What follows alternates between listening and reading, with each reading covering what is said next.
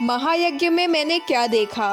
गायत्री महायज्ञ का मूल उद्देश्य तो देश की जनता की आध्यात्मिक भावनाओं को जागृत करना ही है, पर इस बार उसका बाह्य रूप भी ऐसा विशाल और चित्ताकर्षक हो गया कि उसने सब श्रेणियों के दर्शकों को बड़ा प्रभावित किया।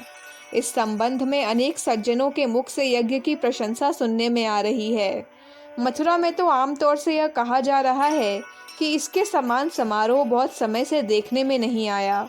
इस लेख के लेखक श्री सीताराम जी राठी ने पाठकों को महायज्ञ की ऐसी झांकी कराने का प्रयत्न किया है जिससे वे दूर बैठकर भी इस महान समारोह का कुछ आनंद प्राप्त करने में समर्थ होंगे।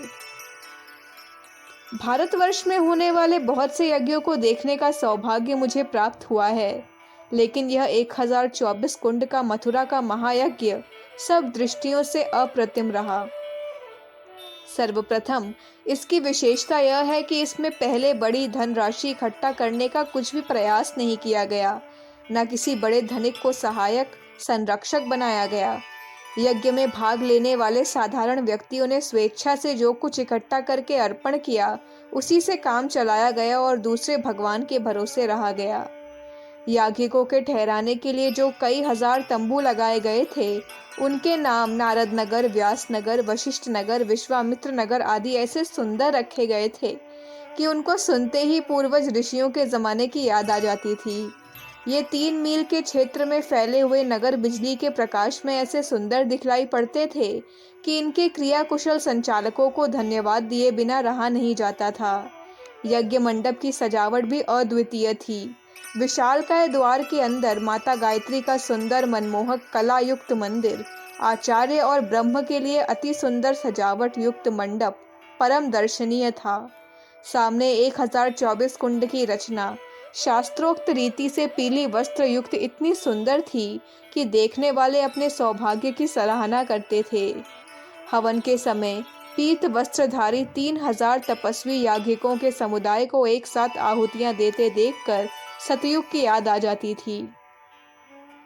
हम लोगों को अपनी 50 पीढ़ियों से ऐसा यज्ञ देखने का अवसर नहीं मिला और आगे देखने को मिलेगा, इसकी संभावना कम है। पंडित श्री राम शर्मा जी का यह कथन सार्थक प्रतीत होता है। लाखों की संख्या में अथाह जनसमूह ने हवनकर्ताओं द्वारा यज्ञ करते समय परिक्रमा लगाकर महान पुण्यफल प्राप्त किया।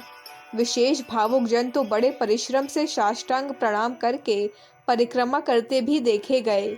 यज्ञ स्थल की शोभा जीवन में फिर से देखने को मिल सकनी असंभव है। प्रवचन पंडाल यज्ञ मंडप के ठीक सामने ही था, जिसमें दोपहर और रात्रि को जनता ने उच्च कोटि के महानुभावों के प्रवचन सुने। पंडित बिहारी लाल जी आगरे वाले ने जनता को अपने संगीत से खूब आकर्षित किया। आचार्य श्री राम जी के त्याग का उदाहरण देते हुए उन्होंने बतलाया कि ऐसा व्यक्ति विरोध की चिंता क्यों करेगा। जिनका अंगारों से परिचय उनको मरने का भय, रोका किसने दीवाने को जलने वाले परवानों को, छोड़ छोड़ फूलों को झेला है शूलों को।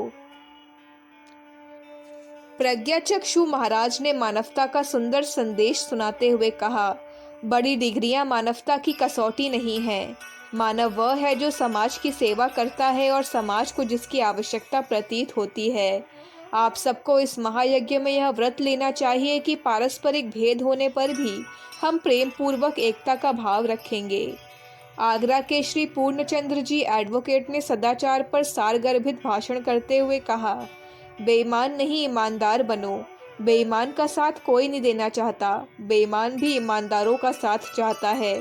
जो एक जगह बिक्री करता है उसे 100 जगह खरीदार बनना पड़ता है। बिक्रीदार एक जगह बेईमानी कर सकता है, पर जब अन्य 100 जगह उसके साथ भी वैसा ही बर्ताव किया गया तो क्या नतीजा निकलेगा।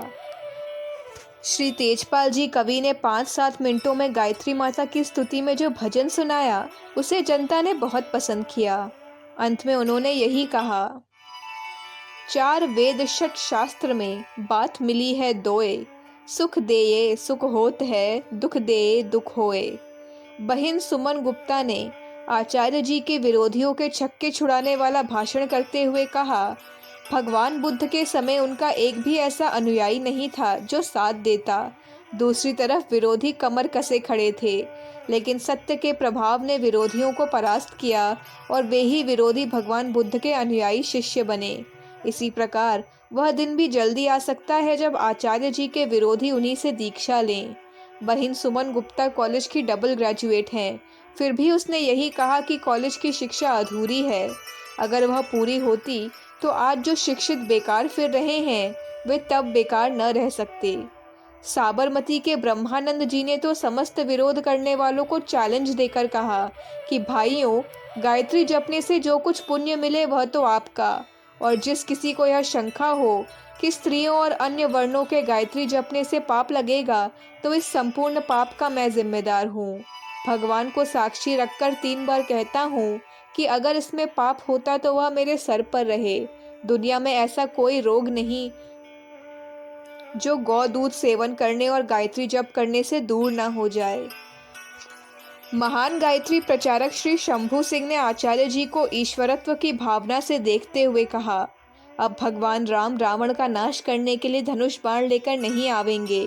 अब भगवान कृष्ण कंस को मारने के लिए छाती पर चढ़ के मुक्के मारने से काम नहीं ले सकते। अब तो भगवान समय के अनुसार लेखनी अथवा एटम बम लेकर आएगा, विज्ञान वेत्ता बनकर आएंगे।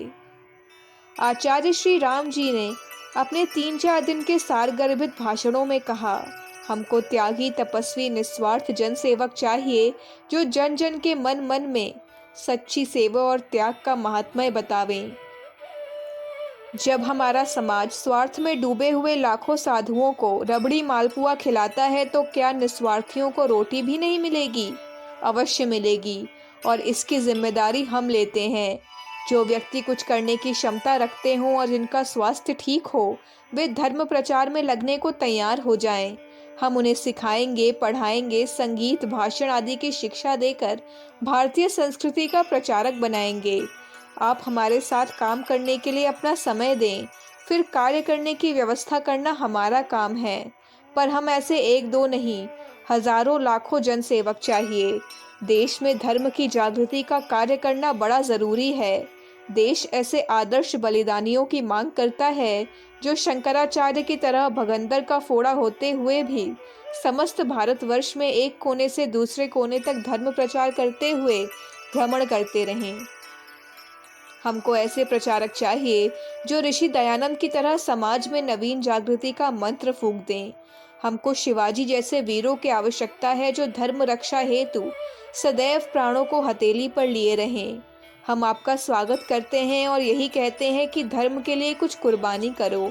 हमारी यह भूख कुछ आदमियों से तृप्त होने वाली नहीं है। यह ऋषि जमदग्नि की भूख है, लाखों आदमियों के बलिदान की भूख है।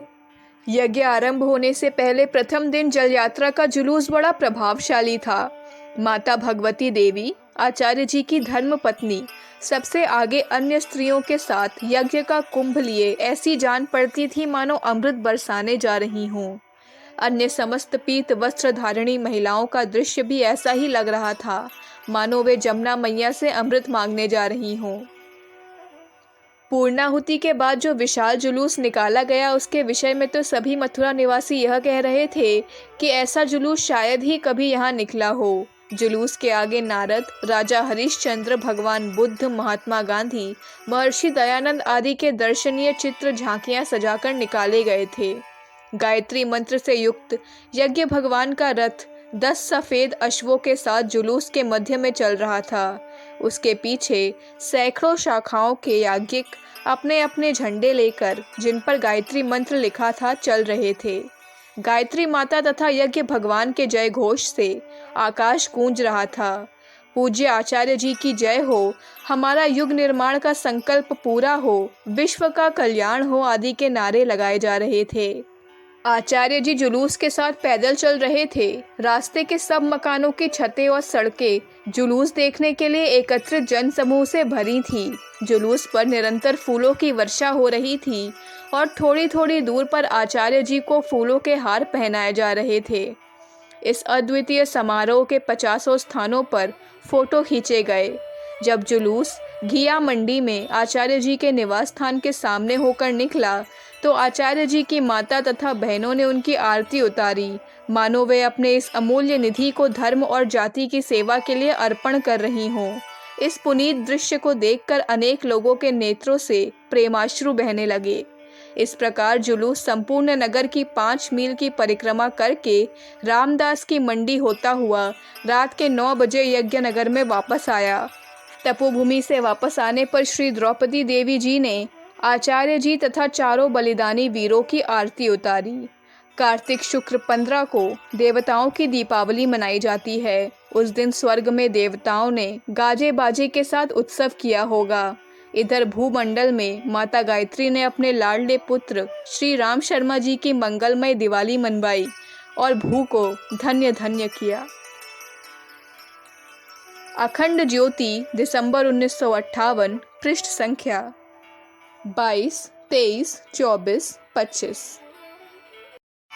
हमारे YouTube चैनल विचार क्रांति दूत अखंड ज्योति पत्रिका को सब्सक्राइब करें एवं अगली वीडियोस प्राप्त करने के लिए बेल आइकन दबाएं। धन्यवाद।